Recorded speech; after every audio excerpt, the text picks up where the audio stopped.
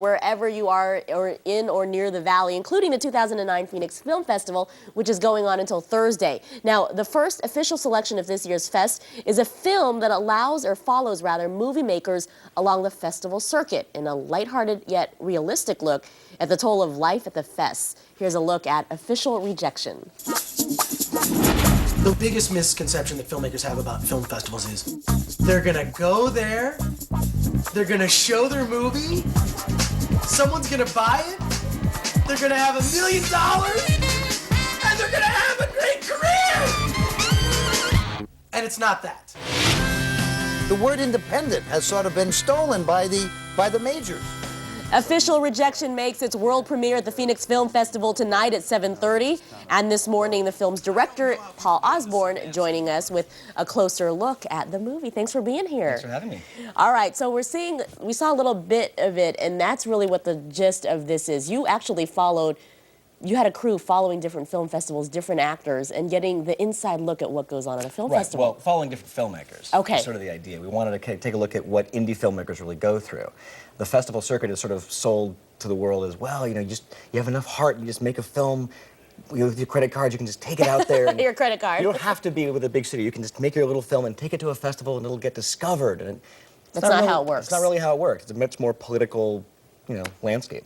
We were talking about that earlier off camera, and I asked if you could give me any examples of what truly goes on that the film reveals. Is there any example you can give us? Well, the biggest thing is the obsession with celebrity culture that a lot of festivals have. Big festivals are big business. And so Sundance is more interested in who's in your movie as opposed to the quality of the film. It wasn't always that way. Kevin Smith made Clerks, and now he's made, Zack and Mary Make a Porno and a bunch of other films. He got discovered making a film called Clerks, which was shot for $40,000 in black and white. With, I didn't realize that. Yeah, nobody in it, and it went to Sundance back in, I think, '94, and it just got discovered and got released and made him who he is today. And even he admits that in today's landscape, he would never have a chance to get into Sundance or be discovered at all.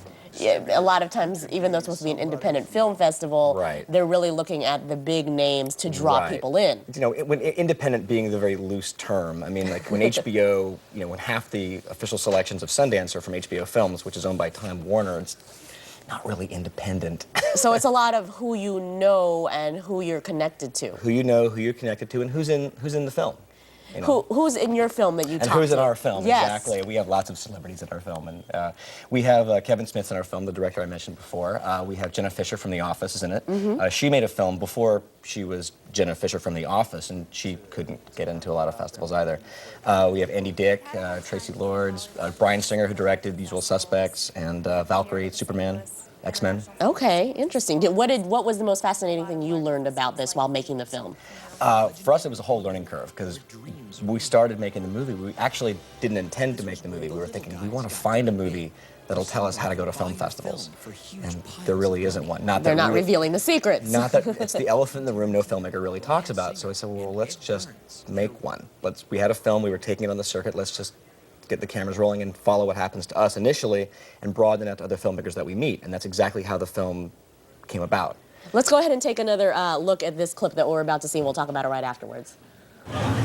This is Margaret Berry, board member of Chicago's biggest festival, Chicago International. I asked Margaret what she was doing here at IndieFest. I just wandered by, saw the sign, walked in, tried to find some information. So you didn't know anything about the festival? Nothing. They did a really bad job promoting the festival. I'm in media relations and marketing, and I was shocked because I kind of pay attention to that sort of thing. Well, let me ask you this. Okay, they gave the filmmakers the media list about 2 weeks before today. Would you say that's actually very late to get it? Very late, and worse.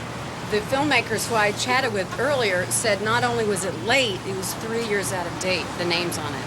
Really? Yes. The one guy was dead. Goodness. So those are the revealing things you find. That was a smaller festival, and that actually, that festival was pretty special.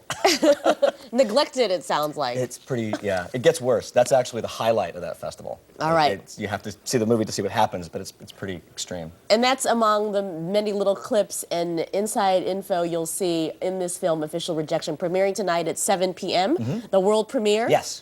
Never before seen. At the 101 Cine Capri, at 101 Harkins and Cine Capri complex. So head on over there tonight at 7 p.m. Well, congratulations and good luck on Thank your you. film. Thanks. I brought you a little swag, by the way. Oh, thank you. Official rejection, official hat. How much did it cost you, by the way, to film this official I rejection? can't tell you that. It's a secret. We got to keep that a secret until we sold the movie. Oh, okay. Then we'll learn Yeah. learn Then I'll about make how the little it documentary- cost you. The documentary about the budget will be the next thing we do. All right. Good luck to you, Paul. Thanks. Thank you.